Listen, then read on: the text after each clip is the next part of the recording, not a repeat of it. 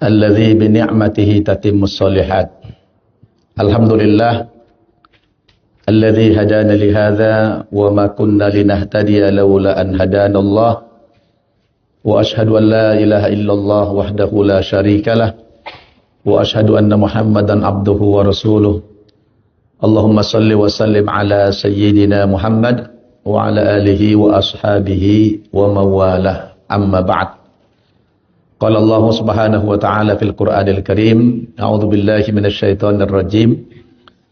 Wal yakhshal ladzina law taraku min khalfihim dzurriyyatan di'afan khafu 'alaihim falyattaqullaha wal yaqulu qawlan sadida. Shadaqallahul azim. Yang saya hormati Ibu Ketua dan pengurus Majelis Taklim Al-Muhajirin ya. Ketuanya siapa? Ibu siapa? Ibu Ani. Jazakillah khair. Guru kita Ustadz Nurdin, beliau guru kami di pesantren modern Darul Ilmi Indonesia di Gadok. Ibu-ibu anggota Majelis Taklim Al-Muhajirin, benar ya? An-Nisa Masjid Al-Muhajirin yang saya muliakan. Saya tadi tiba di sini jam 9 kurang 15 menit. Jadi saya 45 menit lebih dulu nyampe dari ibu-ibu. Tapi 15 menit pula terakhir. Telat. Jadi ibu-ibu, untungnya ada guru kami tadi mengisi kekosongan, Ustadz Nurdin. Beliau juga sahabat dari Ustadz Salafuddin. Alhamdulillah pagi ini atas izin Allah Subhanahu wa taala saya untuk pertama kali bisa mampir silaturahmi ke Masjid Al-Muhajirin yang luar biasa cukup megah ini, mengisi acara taklim ibu-ibu An-Nisa. Pertama kali kan Bu ya? Alhamdulillah. Semua kita dalam keadaan sehat walafiat. Saya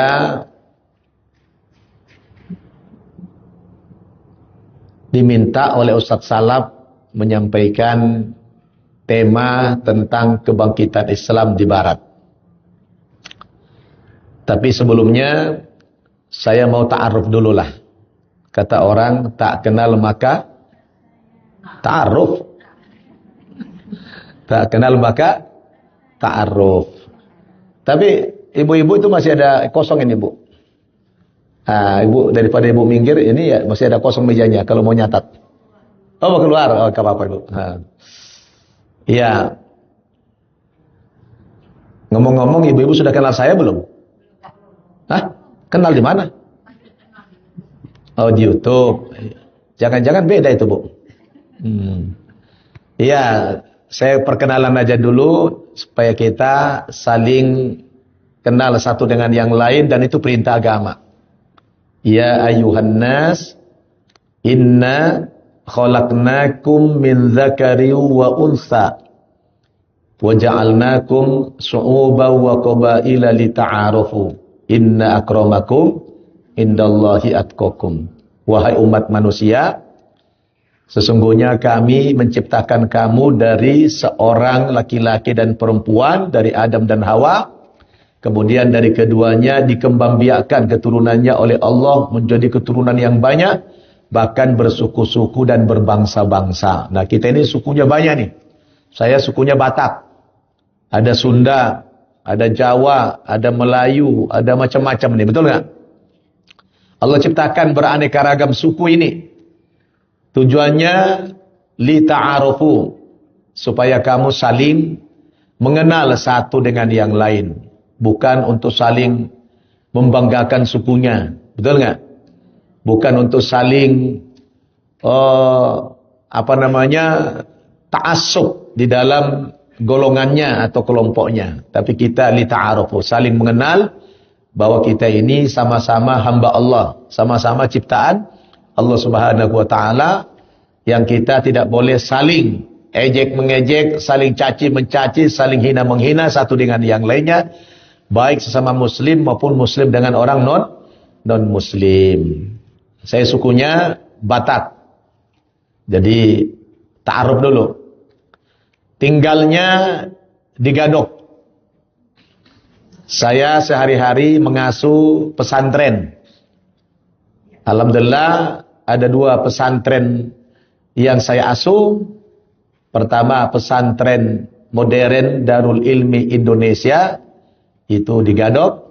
Kemudian yang kedua pesantren Mu'allaf An-Naba Center Indonesia. Jadi ada yang santrinya Mu'allaf, ada yang non Mu'allaf. Istri 4 orang anaknya. Wah, ibu-ibu keren nih. Wah, saya suka bikin penasaran. Jadi istri 4 orang dulu sebutkan. Nah, baru ujungnya apa? Anaknya. Alhamdulillah. Cucunya 2. Jadi saya ini sudah kakek-kakek. Anak saya di Semarang ada 2. Ya, ada orang Semarang? Banyak ya?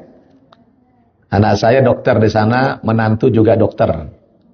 Di Rumah Sakit Sultan Agung. Sultan Agung.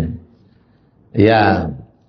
Kemudian di samping mengasuh pesantren, kerja sehari-hari saya juga jadi simatupang. Tahu simatupang? Siang malam tunggu panggilan. Baik panggilan ceramah maupun panggilan mati. Ya, tunggu giliran nih. Ya. Alhamdulillah menjadi dai itu nikmat. Saya menjadi ustadz ini, alhamdulillah sudah keliling ceramah ke 4 benua. Gratis. Ini saya baru pulang ceramah dari Amerika. Saya setiap tahun itu ada undangan ceramah ke Amerika. Dan ini kemarin yang ke-11 kalinya, alhamdulillah. Jadi, kalau Ustadz Salaf minta saya cerita tentang kebangkitan Islam, memang itu sesuai dengan pengalaman saya lah. Banyak keliling-keliling dakwah ke berbagai negara di dunia ini, alhamdulillah. Nah, mungkin ada satu lagi, latar belakang. Latar belakang saya dulunya penganut Kristen. Nah, lahir dari rahim ibu yang beragama Kristen. Tapi terakhir mak saya itu masuk Islam 2 bulan menjelang meninggal. Nah, saya itu masuk Islamnya sudah lama. Udah 35 tahun yang lalu. Tapi saya dipanggil masih Ustadz Mu'allaf. Sudah 35 tahun masih Mu'allaf terus. Ya. Mentang-mentang saya punya pesantren Mu'allaf, lalu dibilang Ustadz Mu'allaf. Ya, mana ada Ustadz Mu'allaf? Kalau sudah Ustadz, tidak mungkin Mu'allaf. Karena pengertian Mu'allaf itu orang yang dibujuk hatinya. Jadi masih lemah. Masih perlu dirayu, tidak boleh dikasarin, ya, dilembutin gitu. Kalau saya ibu kasarin nggak marah, saya nggak murtad lagi lah, ya. Jadi orang-orang begitu supaya nggak murtad dilembutin, ya nggak boleh dikasarin. Nah kebetulan memang agama kita agama rahmatan lil alamin. Fabima rahmatin minallahi lintalahum walau kunta faddan ghalidul qalbi lan faddu min haulik. Nah, kata Allah, Pak, dikarenakan rahmat dari Allah lah kepadamu Muhammad, sehingga engkau bisa berlemah lembut. Ya, seandainya engkau bertutur kata yang kasar dan berhati yang keras, lan faddu min haulik. Niscaya orang-orang engkau dakwahi akan lari meninggalkan dakwahmu, kata Allah. Jadi ustadz itu harus santun dan juga disantuni. Nah, sopan santun ya. Jadi lemah lembut. Ya kayak saya inilah lemah lembut nih. Ya Bu, ini sudah paling lembut mulai ini. Ya, karena ada pabriknya begitu ya. Alhamdulillah. Ya, jadi keluarga dari ayah saya itu tidak ada Muslim. Dari ibu saya pun tidak ada yang Muslim. Dari nenek-nenek moyang tidak. Alhamdulillah saya orang pertama kali masuk Islam dari keluarga itu. Nah setelah saya masuk Islam itu, saya belajar di pesantren. Kemudian saya kuliah di Libya atau Libya. Lembaga Ilmu Pengetahuan Islam dan Arab di Salemba dulu. Kemudian saya ngambil S2-nya di Institut Ilmu Al-Quran Jakarta, di IKI Jakarta. Nah, ibu-ibu, saya langsung jadi dai, ceramah. Ya, alhamdulillah banyak orang juga yang masuk Islam lewat perantaran saya. Saya tidak hitung-hitung berapa ratus begitu, tapi saya upload di YouTube itu. Saya upload di YouTube setiap pengislaman. Nah, ini juga saya akan mengislamkan. Ini direkam ya? Nggak usah sebutkan namanya. Ini saya siang ini lagi dialog, ya, lagi dialog dengan calon menantu anaknya presiden, anak presiden yang dulu. Nah, saya udah sebut, ini rekam masalahnya. Ya, nanti diupload. Oh, dia marah nanti kok ketahuan katanya kan. Insyaallah akan mengislamkan calon menantu cucunya presiden. Ya. Insyaallah. Sudah dialog 4 kali, sudah luluh hatinya, sudah takluk dan menyatakan akan masuk Islam segera. Ya, mudah-mudahan kalau ndak hari ini kita usahakan, karena saya pengen, dia pengennya hari ini udah siap, tapi saya pengen rame-rame. Saya bilang perlu ada saksi. Jadi orang masuk Islam itu bukan hanya 2 orang, 3 orang, tapi disaksikan orang banyak supaya tahu kalau si fulan itu sudah muslim. Ya.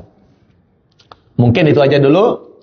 Kita kembali kepada tema. Ngomong-ngomong, jam berapa kita terakhir? Sampai jam berapa ini, Bu? Jam 11 tepat. Oke. Lebih dikit boleh, nggak apa-apa. Baik, ibu-ibu yang saya muliakan. Apa temanya tadi? Jejak dakwah di Amerika, gitu ya? Oke. Alhamdulillah, ibu-ibu, kita sekarang ini sedang berada di mana nih? Di Taman Sorga kita sekarang ini. Ya? Taman Sorga nih. Di dunia ini, Bu, kata Nabi, itu ada 2 taman sorga. Ada berapa, Bu? Ada 2 taman sorga di dunia ini. Yang pertama di Madinah, ada taman sorga di situ. Ma baina baiti wa mimbari raudatun min riyadil jannah. Antara rumahku dan mimbarku, kata Nabi, ada taman sorga. Ada raudah. Itu taman sorga. Pernah ibu ke taman sorga itu? Siapa yang sudah? Yang belum? Yang belum? Ibu belum. Siapa lagi? Belum ibu juga. Kenapa belum, Bu? Hah? Kenapa belum? Belum ada uangnya. Oke. Mau pengen cepat segera ke sana. Mau dikasih amalan. Enggak, saya pun orang enggak mampu, tapi mau saya kasih amalan. Mau. Tolong ibu catat, amalkan 2 surat. Yang pertama selalu baca, amalkan surat Al-Waqi'ah. Baca surat Al-Waqi'ah. Barang siapa yang suka membaca surat Al-Waqi'ah ini dimurahkan rezekinya. Yang kedua, ibu amalkan surat Tanah.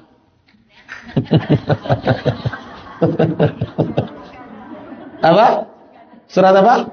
Surat Tanah. Maksudnya mana? Surat Tanah bawa ke bank. Jadi agunan, cari minta uang, berangkat itu sudah. Nah, praktis tidak? Nah, ini amalkan 2 surat ini.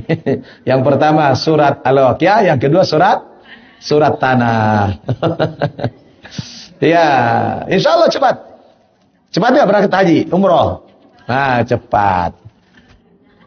Saya itu alhamdulillah 5 kali haji.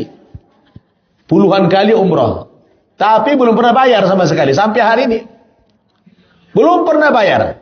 Saya pertama kali haji tahun 97 itu.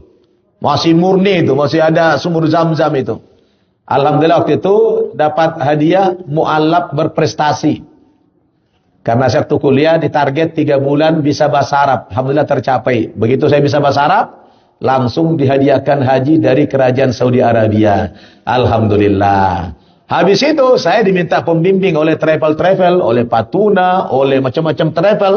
Ini saya bulan 11 sama Ustaz Nurdin akan bawa rombongan besar umroh plus ke China.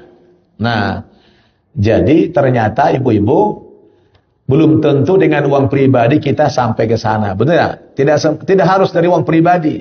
Ya, Allah berikan macam cara. Dan saya sudah mengunjungi 3 tempat suci, alhamdulillah. Bahkan 4. 5. Kan Rasul katakan la tushaddur rihal illa ila thalathati masajid. Jangan kamu menyusahkan diri untuk bepergian kecuali bepergian itu mengunjungi 3 masjid. Pertama, Masjidil Haram di Mekah. Yang kedua, wa masjidi hada, masjidku ini di Madinah Nabawi. Yang ketiga, wa Masjidil Aqsa di Palestina. Alhamdulillah 3-3-nya sudah saya kunjungi. Bahkan plus 2 tempat suci agama lain. Saya sudah berkunjung 2 kali ke Yerusalem, tempat kelahiran Yesus, dan saya juga sudah berkunjung ke Vatikan di Roma sana.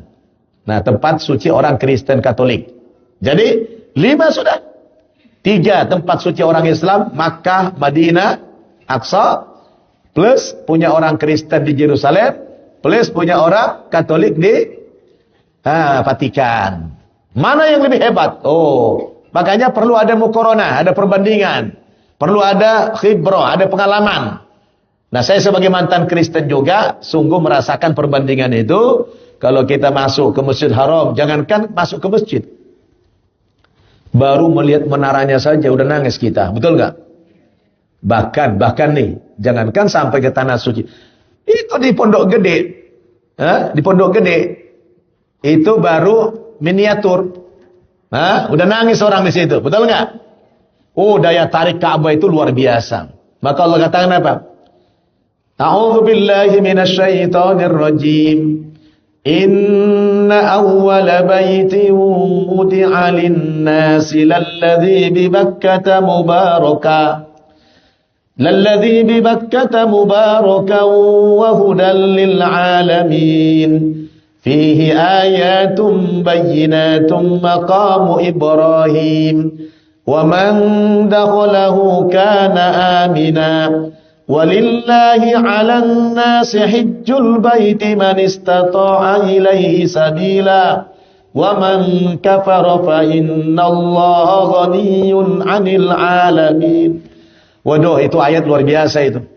Inna awwala baitin, sesungguhnya rumah yang mula-mula dibangun di muka bumi ini, udi alin nasi, sebagai sarana beribadah umat manusia kepada Allah, lalladzi bi Bakkah, itulah rumah yang terletak di lembah Bakkah. Lembah Bakkah, lembah tangisan. Jadi tempat itu tempat tangisan. Maka orang yang masuk ke wilayah Bakkah itu, tidak ada orang yang tidak menangis. Betul nggak? Dia punya daya tarik yang luar biasa. Itu Ka'bah itu. Punya magnet yang luar biasa. Subhanallah. Saya baru kemarin nonton video, ada seorang orang Inggris, misionaris, berpura-pura masuk Islam. Lalu dia mendaftar berangkat haji. Berangkat haji 2 tahun yang lalu, dia berangkat haji. Saya tonton video kemarin, berangkat haji. Tujuannya apa? Dia tidak ada sedikit pun masuk Islam. Tujuan dia hanya untuk mencari kelemahan-kelemahan, kekurangan-kekurangan Islam itu. Dia bawa kamera, foto semuanya, mulai dari Makkah, kemudian Mina, Musdalifah, Arafah, semuanya. Apa yang terjadi, ibu-ibu? Saya menangis itu. Saya masih ada videonya ini. Itu, ibu-ibu, apa dia bilang ketika dia di Ka'bah itu? Melihat orang tawaf itu. Kok semakin saya cari-cari kelemahan Islam itu, kok saya semakin berkurang siasat-siasat saya, makin berkurang. Akhirnya dia terjatuh di depan Ka'bah itu, dia menangis, dia menyesali perbuatannya, dan sejak itu dia menyatakan beriman kepada Islam. Subhanallah. Saya juga bingung kenapa dia bisa lolos. Nah, karena dia bikin KTP-nya mungkin beragama Islam, sehingga dia bisa lolos karena manusia kan gak ada yang tahu. Siapa yang tahu hati manusia? Tidak ada yang tahu kan? Yang tahu cuma Allah Subhanahu wa taala. Nah, orang nahnu nahkumu bidzawahir. Kita menghukum seseorang itu lahirnya saja yang zahir. Oh, dia menyatakan Islam, ya sudah Islam lah. Dia pengen haji, hajilah. Mana bisa kita selidiki? Oh, kau benar gak hajimu? Kau benar gak Islammu? Mana bisa? Betul gak? Kayak Senokor Gronyo dulu juga begitu di orang Belanda. Tapi apa yang terjadi? Semakin dia cari keburukan, kelemahan Islam itu, maka dia takluklah depan Ka'bah. Akhirnya tadinya berpura-pura menjadi serius beragama Islam. Alhamdulillah. Tidak ada. Mau cari kelemahan apa dalam Islam itu? Tidak ada. Ya. Tapi kalau kita mencari kelemahan agama Kristen, banyak sekali. Betul nggak? Mereka menyembah Tuhan. Masa ada Tuhan, tidak tahu kapan kiamat terjadi. Dia menciptakan kiamat, tapi dia tidak tahu kapan kiamat terjadi. Ayatnya ada. Injil Matius pasal 24 ayat 36. Yesus tidak tahu kapan kiamat terjadi. Kan lucu, ada Tuhan nggak tahu kiamat. Yang bikin kiamat dia, tapi dia nggak tahu kapan kiamat terjadi. Nah, kalau ini kita pakai berhujah kepada orang non-muslim, kan bisa goyang imannya itu. Betul nggak, Bu? Nah, jadi Raudhah, taman sorga ada di mana? Di Madinah. Yang kedua di mana taman sorga itu? Di mana? Kata Nabi, "Idza marartum biriyadil jannah farta'u." Nabi pesan kepada sahabat, wahai sahabat-sahabat, kata Nabi, kalau kamu melintas di taman-taman sorga, farta'u, mampirlah, kata Nabi. Walau hanya sebentar, mampir. Singgah kamu. Kalau kamu lewat di taman sorga, kamu berhenti di situ, kata Nabi, walau sebentar. Kalau mereka bertanya sahabat, wa ma riyadul jannah ya Rasulullah? Apa taman sorga yang Tuhan maksud ya Rasulullah? Qala, kata Nabi, hilakul zikir. Majelis zikir, majelis ilmu, majelis ta'lim, itu adalah taman sorga di dunia ini. Nah, ini taman sorga. Jadi ibu jangan anggap enteng. Kan sering orang malas-malasan datang ke majelis ilmu. Padahal itu taman sorga. Kamu melintas saja, kata Nabi, mampir walau sebentar. Taruh kendaraanmu, mendengar suara mik, lagi ada ta'lim, berhenti sebentar. Berhenti, walau hanya 1 menit. Dengarkan. Itu taman sorga. Kenapa dikatakan taman sorga? Karena di situ tidak ada pembicaraan dunia, tidak ada pembicaraan yang sia-sia, tidak ada pembicaraan fitnah, betul. Di majelis ilmu itu pembahasannya adalah membahas ayat-ayat Allah, membahas kebesaran agamanya dan seterusnya, betul tidak? Di situ tidak ada yang sia-sia, benar? Maka jangan bermalas-malas datang ke majelis ilmu. Islam ini beda dengan Kristen. Kalau Kristen itu bukan agama ilmu, agama dogma. Tapi Islam ini agama ilmu. Saking dalam beragama kita penting ilmu. Ya. Orang-orang yang menjadi fasilitator, orang-orang yang mengajar, menjadi guru. Apa kata Nabi? Innallaha wa malaikatahu wa ahlas samawati wal ardi wa hatta namlata fi juhriha wa hatta al-hud la yusalluna ala muallimin nasi bil khair. Subhanallah. Bu, apa kata Nabi itu? Sesungguhnya Allah dan para malaikat dan semua makhluk yang di langit maupun di bumi. Bayangkan tuh, semua makhluk di langit dan di bumi. Sampai semut yang ada di lubangnya, dan ikan-ikan yang ada di laut, bersolawat kepada orang-orang yang selalu pengajar manusia kepada kebaikan. Makanya kita, kita menjadi belajar dan pengajar. Khairukum man ta'allamal Qur'ana wa 'allama. Jadi bukan cuma guru. Khairukum man ta'allamal Qur'an wa 'allama. Sebaik-baik kamu siapa? Orang yang belajar Al-Qur'an dan juga sekaligus mengajarkan Al-Qur'an. Jadi yang belajar dapat pahalanya gede, dapat solawat dari Allah, dapat solawat dari malaikat. Yang mengajarkan juga apalagi, betul nggak? Jadi jangan. Yang membuat umat kita bodoh ini kan menganggap enteng ilmu, betul nggak? Ya Bu. Makanya ibu lihat, ad-dinul akal. Islam ini agama yang rasional, agama ilmu. La dina liman la aklalah. Tidak ada agama bagi orang yang tidak punya akal. Tidak ada agama bagi orang yang majnun. Ya, agama itu bagi orang yang berakal sehat saja. Maka akal ini dipandu dengan belajar, betul? Maka ibu lihat, semua syarat beribadah dalam Islam itu apa? Akil balik. Apa? Akil balik. Akil artinya akalnya sehat, balik artinya sudah mampu dibebani agama. Berapa usia orang mampu dibebani agama? Menurut jumhur ulama, itu kalau laki-laki lebih kurang 12 tahun, perempuan juga lebih kurang segitu kalau sudah menstruasi, betul nggak? Jadi peran akal itu dalam Islam selalu dikedepankan. Kalau di Kristen, nggak butuh orang akal. Udah tahu-tahu Tuhannya dipaku-paku, masih disembah juga. Tuhan model apa itu? Masa ada Tuhan lahir, Tuhan nongkrong sama-sama, ngopi sama-sama, ngobrol sama-sama. Saya bilang sama orang Kristen, coba kamu hadirkan Yesus dalam visual yang hadir, yang hidup, yang pernah. Dia kan pernah hidup 33 tahun di dunia ini, saya bilang. Kamu jangan bayangkan Yesus sudah mati di salib. Sebelum itu coba. Yesus pernah nggak di dunia ini? Pernah. Kamu sembah jadi Tuhan. Terbayang tidak kamu bagaimana rendahnya wibawa Tuhan nggak ada? Tuhan jalan sama-sama, ngobrol sama-sama dengan ciptaannya, tidur sama-sama, ngompol sama-sama. Itu Tuhan model apa itu? Ini agama enggak rasional. Betul kan? Maka sekarang ini masuk kepada tema itu. Agama yang paling pesat kemundurannya di muka bumi ini sekarang, Bu, di dunia, itu agama Kristen.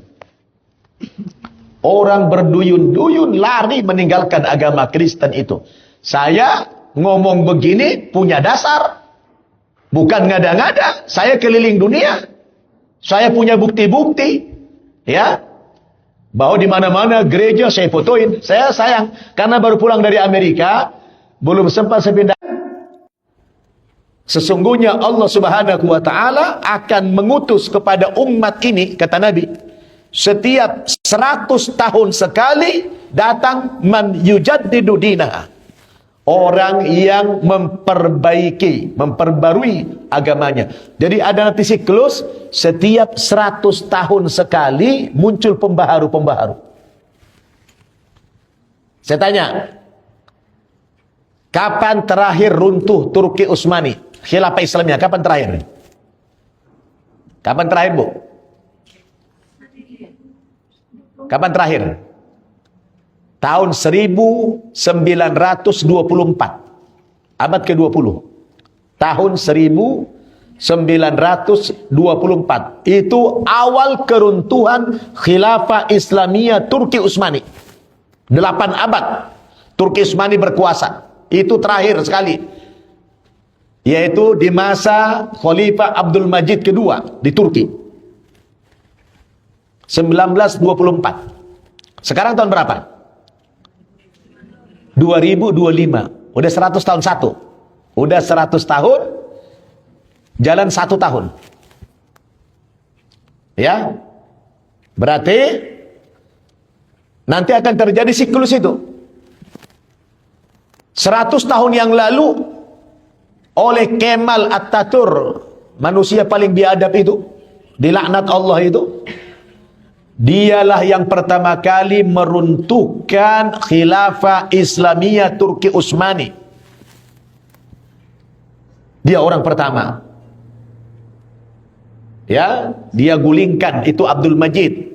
Begitu dia pulang dari Perancis, dia kagum dengan peradaban Perancis. Wah, lalu dia pulang, dia ingin rubah negara. Agama itu menjadi penghalang kemajuan. Agama menjadi penghalang kemodernan. Dia singkirkan itu Khalifah Abdul Majid kedua. Dia ganti sistem khilafah menjadi sistem republik. Maka dia dianggap sebagai bapa pembangunan negara Turki, Republik Turki. Jadi kalau orang Turki yang sekuler itu mengagumi, menyanjung-nyanjung yang namanya Kemal Atatürk. Bahkan Prabowo kemarin ketika ke Turki, pakai siasat, dia bilang, saya paling kagum kepada Kemal Atatürk. Dan kalau sempat dia hina, ditembak langsung dia. Harus begitu. Jangan sekali-kali ibu pergi ke Istanbul kemana-mana mengejek Kemal Atatürk, ibu langsung lewat itu. Karena dia berhasil menghancurkan Islam di Turki dan berhasil membangun sebuah negara yang modern, yang sekuler. Maka bagi orang-orang yang sekuler itu, dia dianggap sebagai pahlawan bangsa, dia bapak bangsa. Maka lihat di mana-mana fotonya Kemal itu disanjung-sanjung, dikagumi.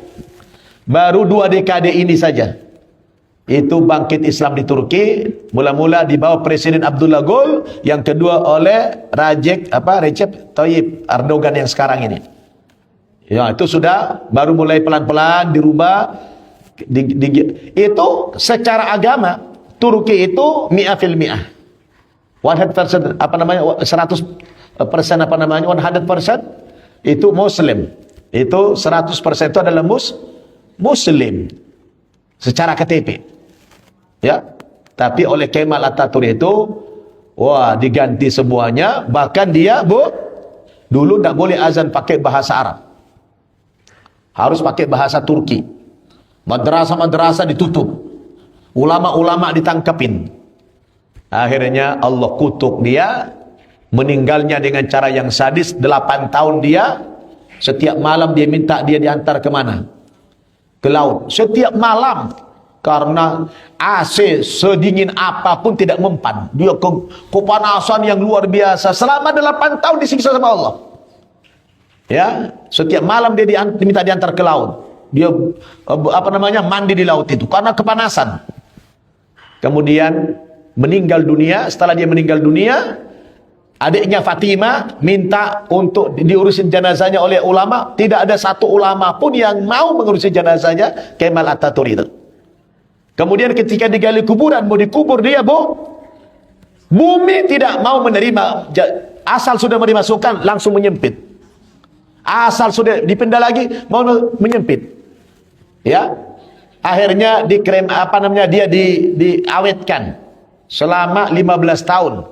Setelah 15 tahun, oleh keluarga diminta lagi untuk dikubur. Begitu mau dikubur, tutup lagi. Akhirnya jadi terakhir apa? Dibawalah jasadnya ke gunung di Ankara. Ditaruhlah jasadnya Kemal ini di atas batu. Di atas batu, taruh jasadnya, kemudian batunya disemen. Jadi Kemal Atatürk itu gak ada kuburannya.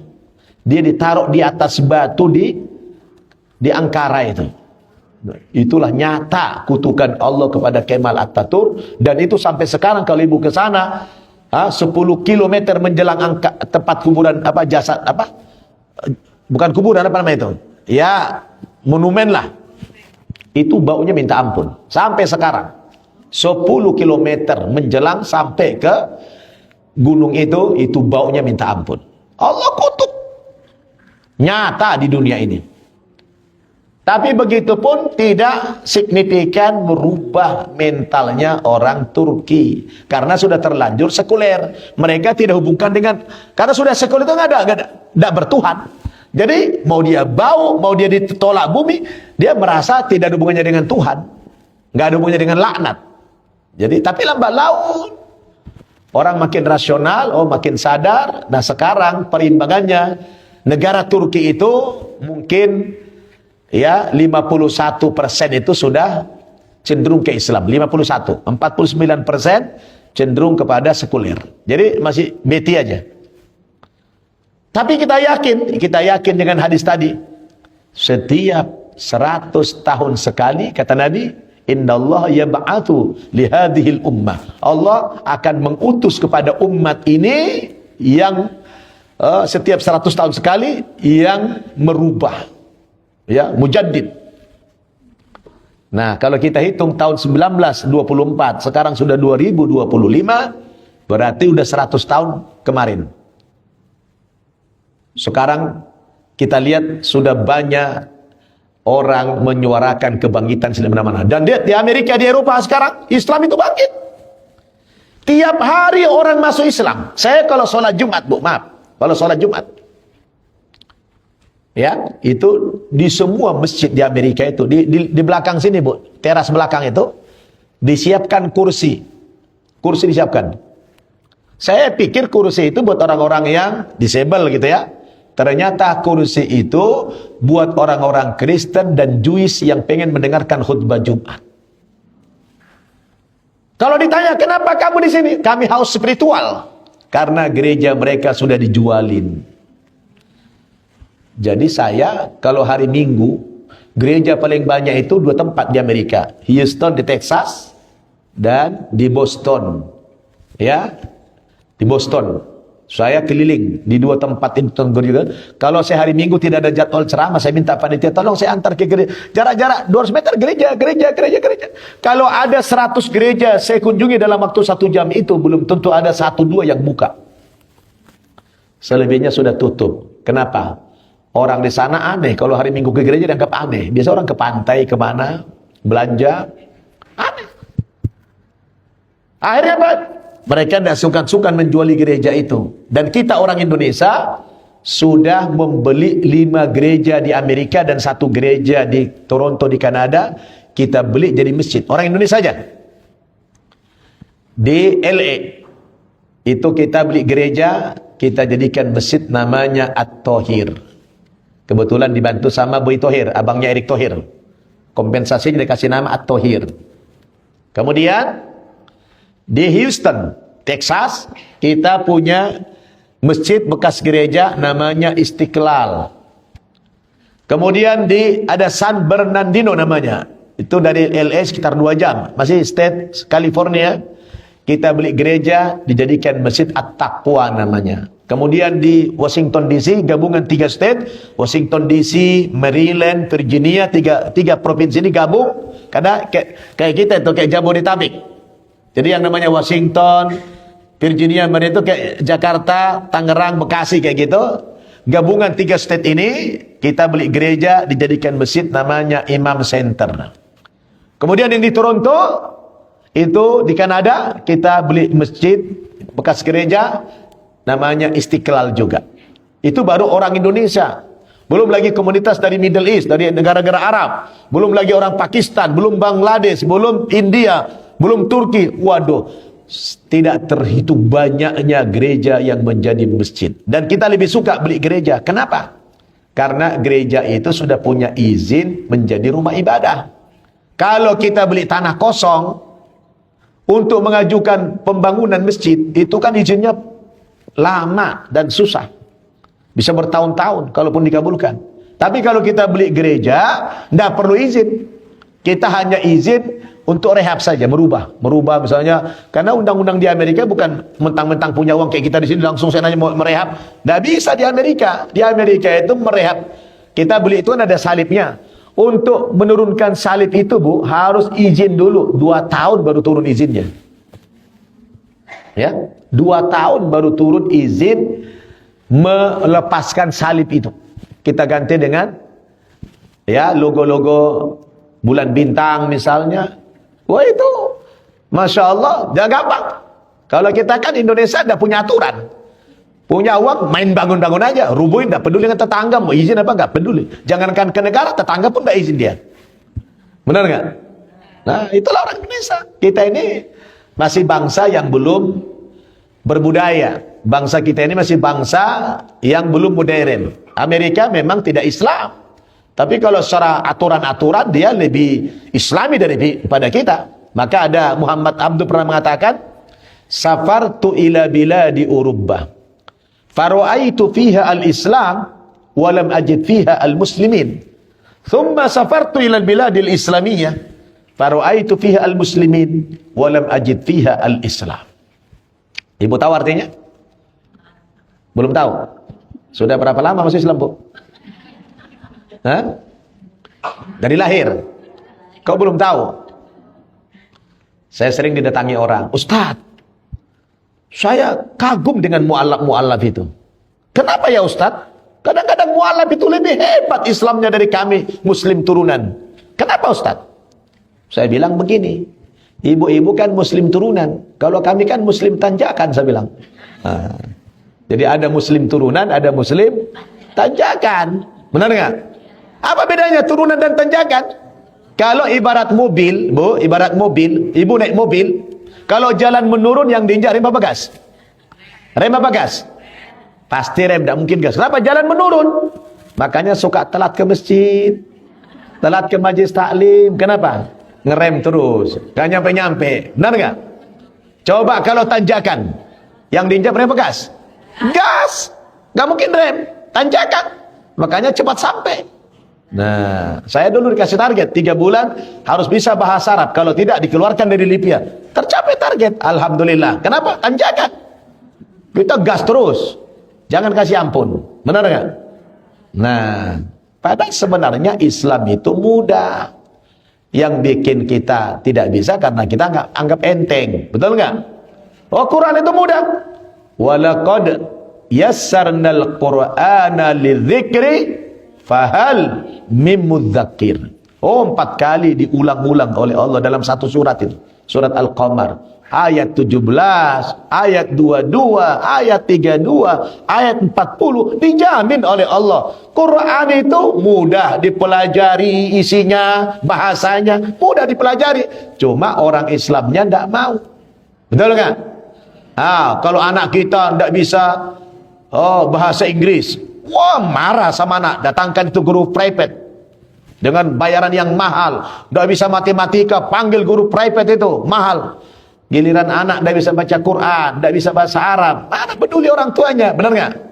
Ayo ibu, ngaku bu. Ngaku bu, benar nggak bu? Iya. Nggak ada orang tua gelisah kalau anaknya tidak bisa bahasa Arab, tidak bisa baca Quran. Tidak gelisah dia.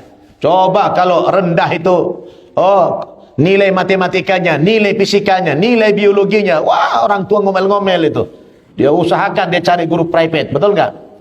Jadi ini kelemahan kita orang Islam. Padahal kita tahu Islam itu agama ilmu. Nah, bagaimana? Kita bangkit sekarang. Udah 100 tahun ini. Ibu-ibu harus menyuarakan kebangkitan Islam. Bukan hanya ustadz, ibu-ibu suarakan. Caranya gimana? Kalau ibu melihat ada orang ibu-ibu lain yang Islam tapi tidak pakai jilbab, suruh pakai jilbab dia. Ibu-ibu, ini kebangkitan Islam nih, ibu pakai jilbab. Lihat orang belum sholat, ayo ke masjid sholat. Ini era kebangkitan Islam ini. Ini abad as-sahwa al-islami al-kubra. Kebangkitan Islam besar-besaran. Udah 100 tahun kita sejak runtuhnya khilafah Islamiyah. Ini janji Nabi nih. Ya, 100 tahun sudah. Jangan sampai kita tidak bangkit tahun ini. Udah 100 tahun kita hancur Islam itu. Betul tidak? Ini zamannya kita kebangkitan Islam. Dan itu sudah lihat di mana-mana. Ibu kalau keliling dunia, di mana-mana, di Eropa. Saya pernah sholat dekat Vatikan. Vatikan itu kan negara kecil, Bu. Vatikan itu berada di kota Roma itu.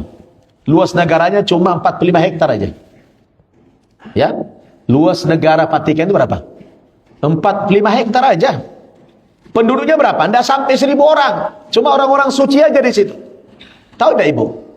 Itu negara Vatikan berada di kota Roma itu. Kota Roma itu apa? Ibu kota negara Italia. Hanya berjarak 2-3 kilo dari Vatikan itu sudah berdiri Islamic Center. Waduh, masjid besar dan ada Islamic Center di situ.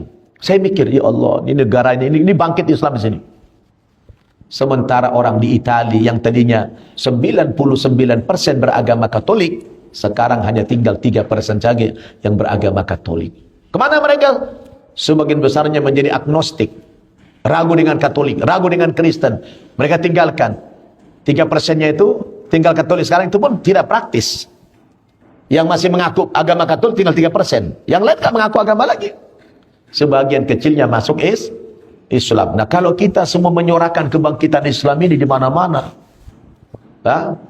orang kita tidak suarakan aja mereka berbondong-bondong masuk Islam, apalagi kita suarakan. Betul nggak Bu? Suarakan ini. Ini mungkin teringat. Ingat nggak berapa tahun-tahun 90-an belum banyak orang pakai jilbab. Betul nggak Bu? Belum banyak. Jangan-jangan di antara ibu juga dulu belum berjilbab dulu. Benar nggak? Iya kan? Nah, inilah kebenaran janji Nabi.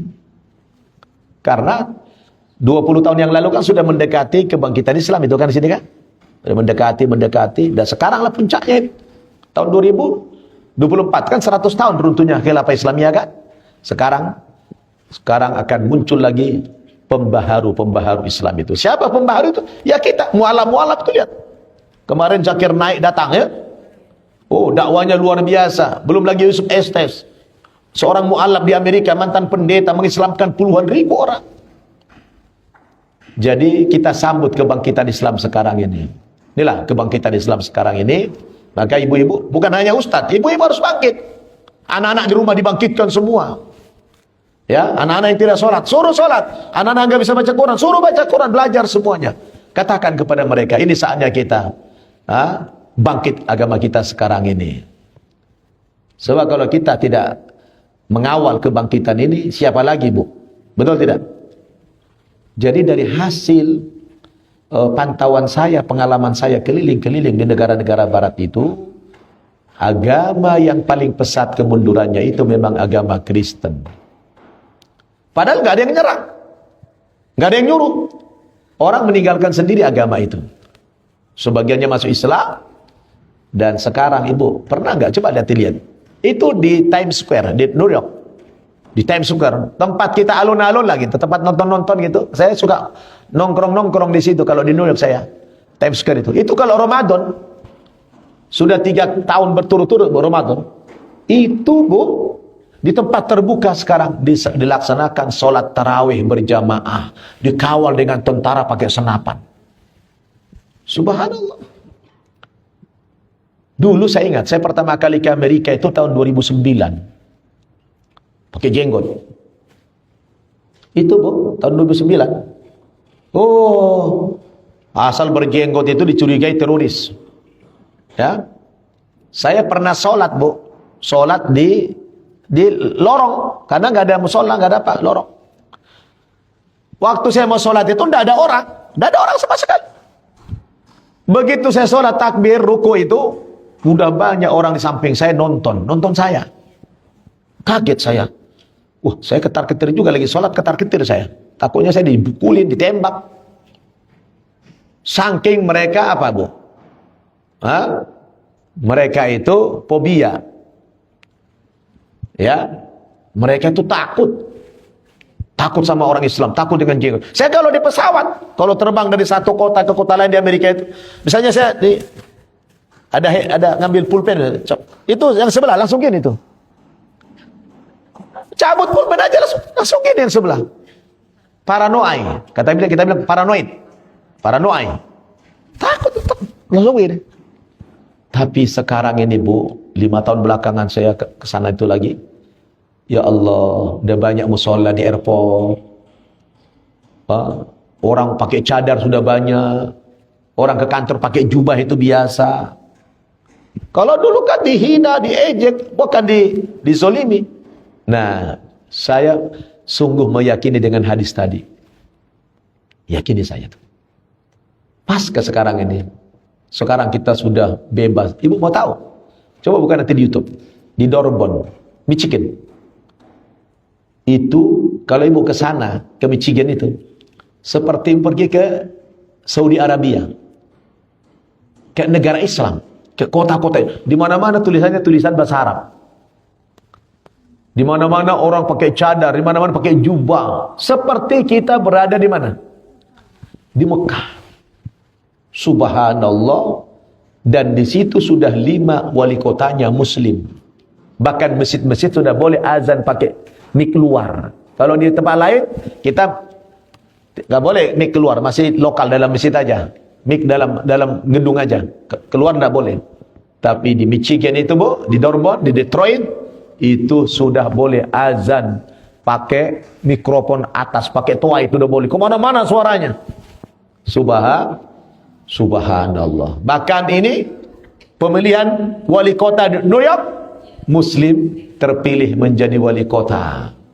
Bahkan Donald Trump mengancam akan mencabut kewarganegaraan wali kota ini, karena dia orang India aslinya yang imigran ke Amerika. Oh, sekarang ini luar biasa Bu, kebangkitan itu. Maka orang sana, orang-orang yang anti Islam takut banget mereka. Tapi bagaimanapun mereka takut, yang selalu membela Islam siapa? Ibu lihat kasus Palestina. Yang paling banyak demonstrasi membela Palestina, Free Palestine siapa? Orang Kristen, orang Jewish, bahkan orang Yahudi, rabi-rabi yang anti-Zionis, itu mereka demonstrasi minta merdekakan Palestina, merdekakan Palestina. Padat jalan di mana-mana itu adalah membela rakyat Palestina. Agamanya orang Kristen. Senang kita sekarang. Alhamdulillah. Ini beritakan Bu kepada teman-teman kita. Jadi kalau kita bicara Amerika, harus mampu membedakan antara presidennya, pemerintahnya dengan rakyatnya. Yang zalim itu pemerintahnya, rakyatnya banyak membela agama Islam sekarang ini. Alhamdulillah. Jadi terjadi as-sahwa al-islamiyah al-kubra, kebangkitan Islam secara besar-besaran di Amerika dan juga negara-negara barat lainnya. Ini Allah nanti. Makanya Nabi pernah katakan, bada'al islamu ghariban wa sayaudu ghariban kama bada'a fatuba lil ghuraba. Mula-mula Islam itu datang dulu, dianggap orang aneh, dianggap orang asing, ya. Kenapa Islam dianggap asing?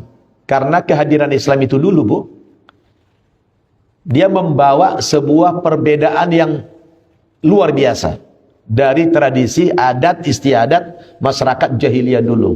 Orang jahiliyah itu biasa mabok-mabok. Oh, Islam melarang mabok-mabok. Orang jahiliyah dulu biasa judi. Oh, Islam melarang judi. Orang dulu biasa perbudakan. Islam melarang perbudakan, membawa persamaan derajat. Nah, maka dulu, Bu, yang paling banyak masuk Islam di zaman Nabi itu dari kalangan mustad'afin, orang-orang yang lemah, orang-orang yang budak-budak, orang-orang yang miskin. Kenapa? Karena Islam itu simbol pembelaan hak-hak asasi manusia. Betul? Sedikit sekali dari kalangan mutsrafin, orang-orang yang berada, orang-orang. Kenapa para pejabat-pejabat Quraisy dulu tidak mau masuk Islam? Sebenarnya yang paling mereka tolak bukan konsep tauhidnya. Yang paling mereka tolak dari Islam itu bukan masalah tauhid. Kalau bicara tauhid, mereka mudah menerima. Bahkan Allah katakan dalam Al-Quran apa? Wala in sa'altahum man khalaqas samawati wal ard la yaqulunna Allah. Muhammad, kalau kau tanya itu orang kafir Quraisy, siapa yang menciptakan langit dan bumi? Apa jawaban mereka? La yaqulunna Allah. Mereka pasti menjawab pencipta langit dan bumi ini adalah Allah. Dari aspek rububiyah, dari aspek uluhiyah, mereka tahu Allah itu ada, Allah pencipta. Tapi kenapa mereka tidak mau masuk Islam? Petinggi-petinggi itu. Karena yang paling sulit mereka terima dari ajaran Islam itu adalah konsep persamaan derajat. Masa budak mau duduk bersama, makan bersama dengan yang memelihara dia, yang memperbudak dia? Gengsi dong. Sementara Nabi, ketika Abu Bakar memerdekakan Bilal bin Rabah, dia seorang budak, orang Habasyah, orang negro, dimerdekakan. Dalam Islam, dia bukan cuma merdeka. Bilal bin Rabah, seorang budak yang tidak ada nilai di zaman itu, dapat jabatan sebagai muadzin Rasul. Wow, dapat pangkat. Dia bisa duduk bersama Nabi, makan bersama Nabi, jalan bersama Nabi. Bayangkan negro yang tidak ada nilainya di zaman itu bisa jalan bersama Nabi. Oh, inilah ciri Islam yang hebat. Maka Nabi katakan, ayuhan nas, inna rabbakum wahid wa inna abakum wahid. Kullukum min Adam wa Adam min turab, la fatla li arabiyyin ala ajamin illa bittaqwa. Wahai umat manusia, sesungguhnya Tuhan kamu satu, Allah. Bapak moyang kamu satu, Adam. Kamu semua berangkat dari Adam. Adam diciptakan dari tanah. Tidak ada perbedaan antara orang Arab dengan bukan Arabnya, kecuali takwanya kepada Allah. Ini statement Nabi yang luar biasa. Tidak dibedakan masalah status sosial, warna kulit, semua tidak dibedakan dalam Islam. Itu yang paling sulit diterima oleh masyarakat jahiliyah dulu dan raja-raja, pemimpin jahiliyah dulu, ibu-ibu. Itu Islam. Maka bada'al islamu ghariban. Islam itu datang dianggap orang aneh. Aneh. Orang biasa mabuk-mabuk kok dilarang. Wanita tidak ada nilainya. Oh, dalam Islam diangkat an-nisa imadul bilad, idza saluhat saluhal bilad, wa idza fasadat fasadal bilad. Oh, wanita tiang negara. Kalau baik wanita, baik negara. Kalau hancur wanita, hancur negara. Oh, dari wanita yang tidak ada harganya di zaman itu menjadi acuan patokan negara. Tegaknya negara bergantung wanita. Subhanallah. Ini yang berat ditolak oleh masyarakat jahiliyah dulu. Maka harus dibebaskan itu Makkah dari kekuasaan, karena dulu Masjid Al-Haram itu pengurusnya siapa, Bu? Pengurusnya itu ketuanya Abu Jahal, wakilnya itu Abu Lahab, bendaharanya itu Abu Janda. Sudah ada belum Abu Janda waktu itu? Abu-abu dulu, ya. Wa sayaudu ghariban kama bada'a. Dan nanti pun suatu saat Islam itu akan kembali dianggap orang asing, dianggap orang aneh, makin dicerca, makin dihina, makin ditekan, bukan semakin tenggelam. Yuriduna ayutfi'u nurallahi biafwahihim wa ya'ballahu illa ayyutimma nurahu walau karihal kafirun. Mereka orang-orang kafir berusaha memadamkan cahaya Islam itu dengan mulut-mulut mereka, dengan propaganda-propaganda mereka. Mereka mengatakan Islam ini teroris, Islam ini kriminal, Islam ini ekstremis, Islam ini adalah anti toleransi, intoleran, macam-macam. Padamkah cahaya Islam itu, Bu? Dengan berbagai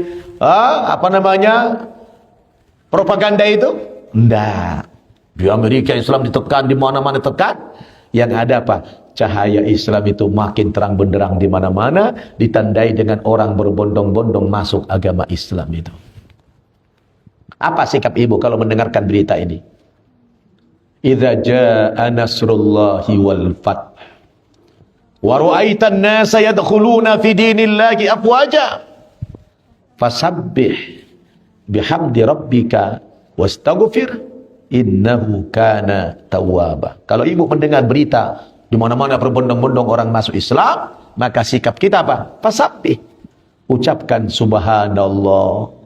Bihamdi rabbik, seraya kamu memuji Tuhanmu, ucapkan alhamdulillah, wastaghfir, dan sekaligus mohon ampun kepada Allah. Kenapa mohon ampun?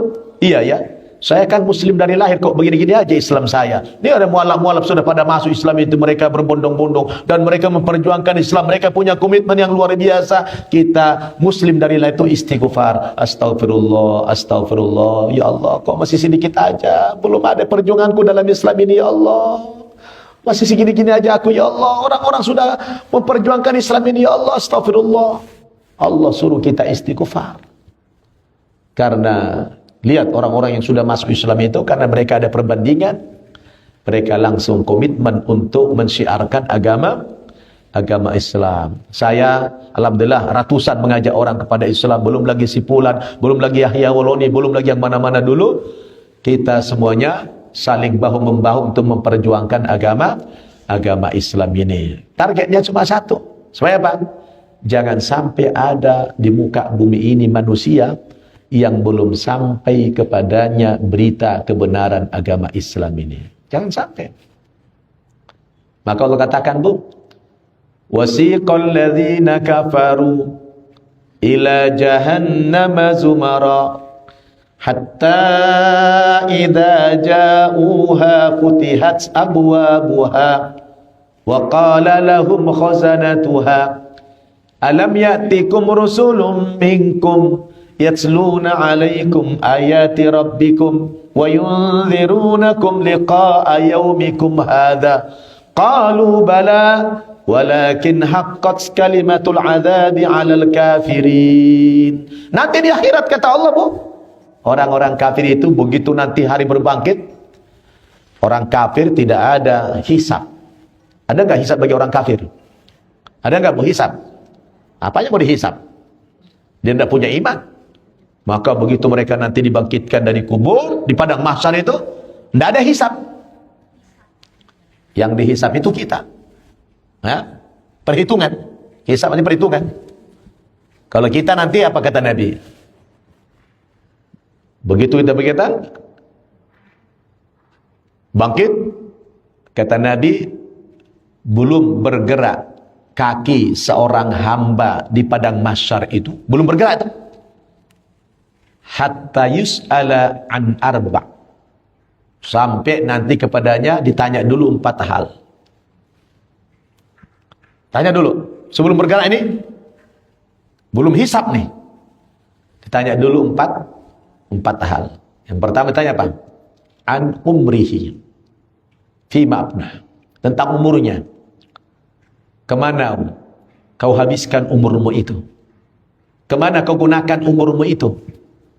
Sejak kau lahir sampai meninggal, kemana kau gunakan umurmu itu dulu? Ditanya.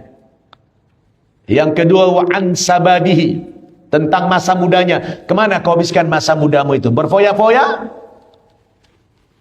Yang ketiga, wa an ilmihi, tentang ilmunya. Kemana dia ajarkan ilmu itu? Apakah ilmu itu mencerdaskan orang atau malah menipu orang? Baru wa an malihi, tentang hartanya. Min aina iktasaba wa fima anfaqa. Oh, kalau harta pertanyaannya 2. Kalau umur cuma 1. Kemana kau habiskan umurmu? Masa muda cuma 1 pertanyaan. Ilmu 1 pertanyaan. Tapi kalau harta 2 pertanyaannya. Dari mana kau peroleh hartamu itu? Dari yang halal apa yang haram? Dan kemana kau belanjakan hartamu itu? Pertanyaannya bukan 1, 2. Dari mana kau peroleh harta itu? Dan kemana kau belanjakan harta itu? Barulah nanti setelah terjawab itu, lulus, barulah kita masuk kepada proses berikutnya, ada namanya berhitung, hisab. Nanti keluar semuanya potret kehidupan kita. Jadi kalau bicara CCTV, manusia sudah telat CCTV-nya. Malaikat dari zaman dulu sudah ada punya CCTV. CCTV setiap kita dipantau, ada CCTV kita. Sejak kita lahir, Bu, udah keluar itu, disorot oleh CCTV. Ya, udah keluar semua catatan amal kita dari lahir sampai meninggal dunia. Nanti kata Allah, Iqra kitabak, baca catatan amalmu itu. Oh, ketika dia baca, dilihat. Oh. Ya. Ada orang lagi baca-baca catatan amalnya itu, dipotret, keluar videonya itu, diulang-ulang dia baca. Saya dulu kayaknya pernah berbuat dosa ini, ingat-ingat dia, tapi kok nggak ada catatannya di sini ya?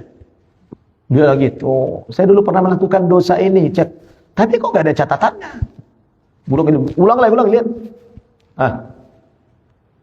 Terakhir dia tanya, ya Allah, saya kan dulu pernah melakukan dosa ini dan itu, tapi kok nggak ada dalam catatan saya ini?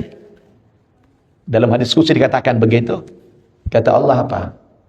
Iya, kau memang betul dulu melakukan dosa ini, dosa itu. Tapi karena kau dulu di dunia kerjamu suka menutupi aib saudaramu, maka sebagian dosa-dosamu itu aku sembunyikan, aku hapus, kata Allah. Maka betapa besarnya pahala orang yang menutupi aib saudaranya. Maka aib kita pun nanti sebagian ditutup Allah. Maka kata Nabi, man satara musliman fid dunya satarahullahu fil akhirah. Barang siapa yang menutup aib saudaranya di dunia ini, maka Allah akan tutup aibnya nanti di dunia dan di akhirat. Bu, maka jangan suka buka aib temannya. Buka aib siapa saja pun jangan tutup aib itu. Ternyata nanti imbalannya apa? Sebagian nanti dosa-dosa kita itu tidak nampak di catatan amal kita kalau kita menutupi aib saudara kita di dunia ini. Subhanallah. Wasiqal ladzina kafaru ila jahannam zumara. Orang kafir itu nanti langsung digiring ke neraka. Tidak ada hari berhitung. Karena tidak punya amal, tidak punya iman. Hatta idza jauha, begitu orang-orang kafir sampai di pintu neraka jahannam itu. Saya kadang-kadang kalau ceramah baca ayat ini mau nangis saya, Bu. Karena keluarga besar saya semuanya rata-rata meninggalnya Kristen. Bapak saya meninggalnya Kristen, abang-abang saya Kristen meninggalnya. Kadang-kadang kalau baca itu mau nangis saya tuh. Begitu sampai nanti di pintu neraka jahannam, wa qala lakum khazanatuha. Malaikat penjaga neraka jahannam itu bertanya, orang-orang kafir, kenapa kalian hari ini datang berduyun-duyun, berbondong-bondong, berjamaah ke neraka jahanam ini? Alam ya'tikum rusulun minkum. Apakah dulu kamu waktu di dunia tidak pernah didatangi Rasul, didatangi Nabi, didatangi kiai, ulama? Yatsluna alaikum ayati rabbikum, yang membacakan kepada kamu ayat-ayat Tuhanmu.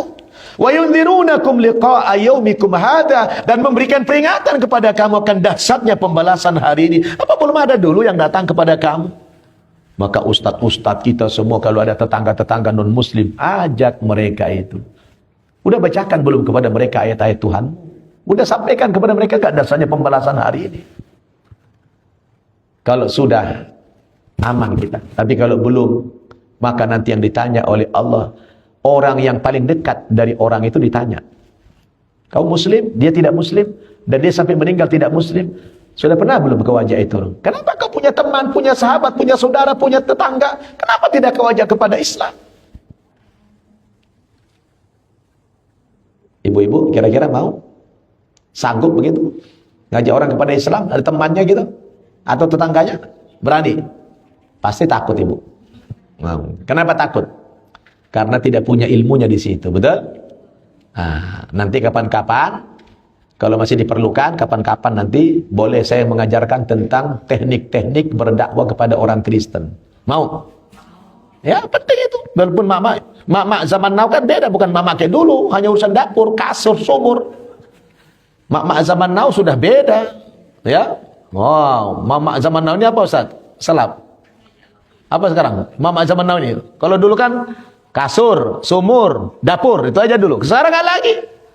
Mama zaman now itu keren sekarang ini. Harus jadi pendakwah, jadi muallimah, betul nggak? Wanita sosialita. Di zaman jangan. Emansipasi sekarang ini. Dakwah juga. Ajak mereka. Kan tidak harus di mimbar-mimbar. Kan dengan door to door bisa. Ya, face to face bisa. Orang dakwahnya. Betul. Jadi, yakinkah ibu-ibu dengan hadis tadi? Innallaha yab'atu ala hadhil ummah. Allah akan mengutus kepada umat ini setiap 100 tahun sekali man yujaddidu dina, yang merubah, memperbaiki, mentajdid agama ini. Yakin dah ibu? Sudah 100 tahun belum sekarang? Sudah kan? Kapan tadi runtuhnya khilafah Islamiyah Turki Utsmani? 1924. 100 tahun kapan? 2024. Sekarang 2025. Berarti sudah terlewatkan 1 tahun Ustaz. Sudah lewat 1 tahun kita kebangkitan. Kan yang datang, kata Nabi, setiap 100 tahun itu akan bangkit. Jadi 100 tahun sudah runtuh khilafah Islamiyah Turki Utsmani di Turki sana, di Istanbul itu. Nah, jadi sekarang kita bangkit. Saya sudah paparkan tadi. Nanti kapan-kapan ini saya pindahkan fotonya ke laptop, kita tayangkan semua. Inilah bukti-bukti. Jadi saya ngomong ini bukan katanya, bukan kila wakala. Saya bicara ini berdasarkan fakta yang saya datangi, saya alami, saya lihat dengan mata kepala saya. Bagaimana di barat itu orang berbondong-bondong masuk, keluar dari Kristen. Dan juga orang berbondong-bondong masuk Islam. Nah ini dulu Bu, pengantarnya. Udah jam 11 lewat. Supaya ada sedikit aja, dikit komentar atau tanya jawab dari ibu-ibu. Saya kasih waktu sekitar 10 menit lah. Biar pas 11.15. Setuju nggak? Bu, boleh?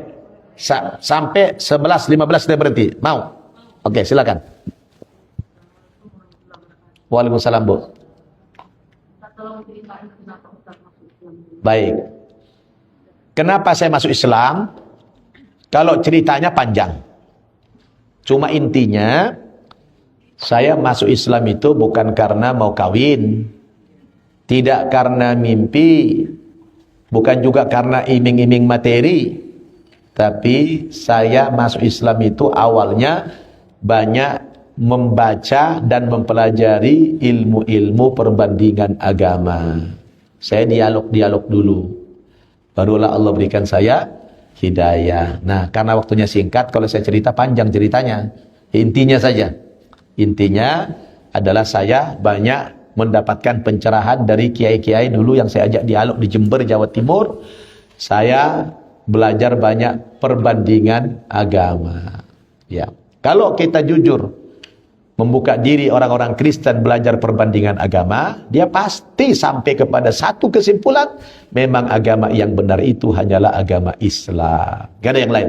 Makanya saya, Ustaz Salaf, ini saya mau dialog lagi nih hari ini sekarang dengan calon menantunya anak Presiden Republik Indonesia kemarin. Nih, dan dia sudah kemarin menyatakan ingin masuk Islam. Ya, saya lagi bilang saya mau Islamkan di Cendana, di lingkungan di situ nanti saya Islamkan, bilang kan. Jadi apa namanya? Kalau sudah orang belajar perbandingan, saya dialog sama dia 4 kali sudah. Step-step saya kasih, gugur, sudah gugur. Alhamdulillah. Ya begitu Bu. Silakan yang lain. Ya silakan Bu.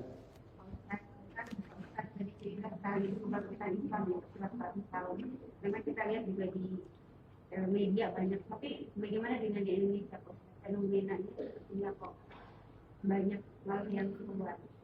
Ya, sebenarnya itu kan karena diekspos. Sebenarnya tidak banyak, tapi diekspos begitu hebat, ya. Dan mereka itu licik. Ada orang yang memang Kristen tulen, lalu disuruh dia pura-pura dari agama Islam ke Kristen, padahal dia Kristen tulen. Itu strategi mereka. Dulu saya pelajari begitu, ya. Jadi dulu saya juga pernah ikut pergerakan misi Zending. Memang ada di antara strateginya begitu. Suruh orang pura-pura sakit, pengobatan tuh. Suruh pura-pura pincang, padahal nggak pincang. Begitu dibacakan doa langsung bisa lari. Itu rekayasa. Ya, itu kebanyakan rekayasa. Kalaulah memang, pertanyaan saya, siapa yang paling banyak bikin rumah sakit? Orang Islam atau Kristen?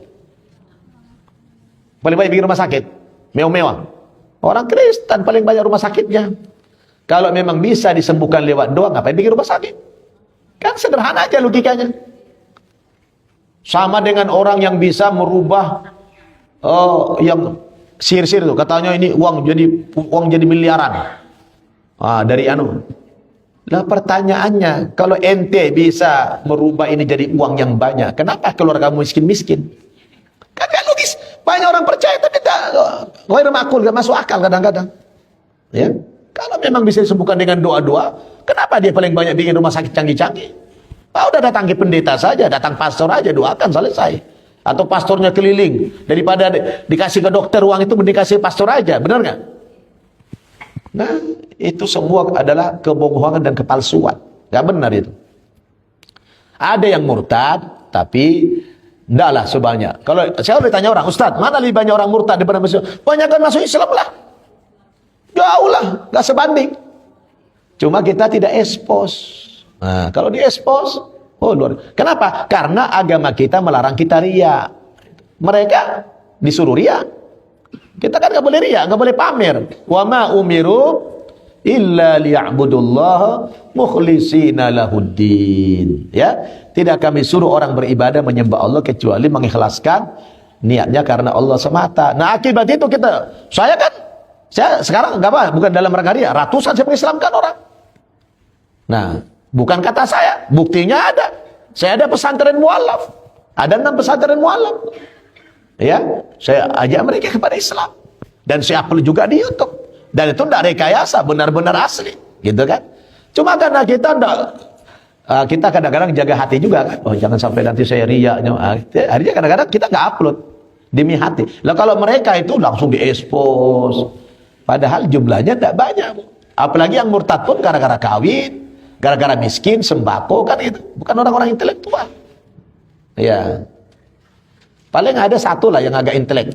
Tapi nggak pintar-pintar amat juga. Saifuddin Ibrahim. Debat sama saya, kau.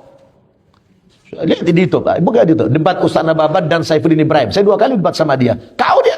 Bukan dia kau, saya mau dipiting sama dia. Nah, saya pernah debat sama dia di Pusdai Bandung sama di Suara Pembaruan Jakarta waktu itu. Dia bodangnya tinggi gede. Saya mau dipiting sama dia karena dia kalah debat sama saya. Nah, gitu. Ya, terakhir. Udah jam berapa? Ya, masih bisa satu lagi. Silakan, Bu. Terakhir nih, silakan. Udah, pertanyaan silakan. Terakhir, 6 menit nih. Ya, silakan. Ada Bu? Ada lagi satu orang lagi? Tanya? Boleh, silakan. Terakhir ya. Karena banyaknya orang yang masuk kita, apakah mereka masih Ya. Alhamdulillah, walhamdulillah, alhamdulillah. Kita sangat beruntung teman-teman kita yang di barat, yang di Amerika. Amerika itu kan penduduknya mayoritas Kristen. Tetapi alhamdulillahnya negara Amerika itu adalah negara Kristen yang liberal, yang mana negara itu tidak pernah mencampuri urusan agama. Sehingga agama itu masalah privasi. Maka agama tidak pernah masuk ke istana, agama tidak pernah masuk ke pemerintahan, agama tidak pernah masuk ke kantor-kantor, agama tidak masuk ke perusahaan-perusahaan, agama tidak masuk ke sekolah-sekolah. Hal ini menguntungkan kita orang Islam dan juga mu'alaf. Jadi kalau ada orang masuk Islam, tidak ada tekanan apa-apa. Tidak ada tekanan apa-apa. Baik dari keluarga. Kalau ada keluarga nekan dia, bisa lapor ke 911, bisa dipenjara itu orang tuanya. Jadi kebebasan beragama di Amerika itu luar biasa. Dan di sini kita diuntungkan orang Islamnya. Bebas. Maka anak-anak kita yang sekolah di public school itu tidak pernah mendapatkan pelajaran Kristen. Nah yang anehnya justru di Pentagon, markas besar TNI-nya mereka lah, kira-kira markas besar militer mereka, itu diadakan sholat Jumat, tapi tidak ada kegiatan ibadah hari Minggu. Subhanallah. Kenapa? Karena hari Minggu hari libur, Jumat hari kerja. Di sana ada sholat Jumat di Pentagon. Kita ada sholat Jumat di United States. Kita ada di juga ada di PBB juga ada. Ada sholat Jumat di PBB itu, di gedung PBB di New York. Itu ada sholat Jumat. Subhanallah. Dan sholat Jumat kita dikawal tentara dan polisi. Itu semua masjid itu berdiri tentara dan polisi, memegang senjata api, mengawal orang sholat. Kenapa? Karena ada yang Islamophobia. Orang-orang yang anti-Islam itu ada. Nah, daripada kayak kita di New Zealand belum lama ini ditembakin lagi sholat Jumat, tembakin 50 sekian orang meninggal dunia, betul? Jadi syahid. Nah, menghindari hal-hal yang begitu, maka negara hadir membela orang yang sedang ibadah itu. Tapi orang Kristen tidak pernah dikawal polisi. Kenapa? Karena tidak ada teroris dari kalangan orang Islam. Paham, Bu? Nah, ini saja. Terima kasih atas segala perhatiannya. Mudah-mudahan silaturahmi kita ini bermanfaat. Manfaat gak, Bu? Manfaat gak, Bu? Alhamdulillah. Terima kasih kepada Ustaz Salafuddin dan juga kepada pengurus. Mudah-mudahan majelis taklim kita semakin besar. Bila perlu satu komplek ini semua ngaji ke sini nanti, insyaallah. Bila perlu orang Kristen juga suruh ngaji masuk Islam. Karena ini kebangkitan Islam. Amin ya rabbal alamin. Mohon maaf kalau ada kekurangan. Kita tutup dengan doa kafaratul majlis. Subhanakallahumma bihamdik asyhadu an la ilaha illa anta astaghfiruka wa atubu ilaik. Walhamdulillahirabbil alamin. Wassalamualaikum warahmatullahi wabarakatuh.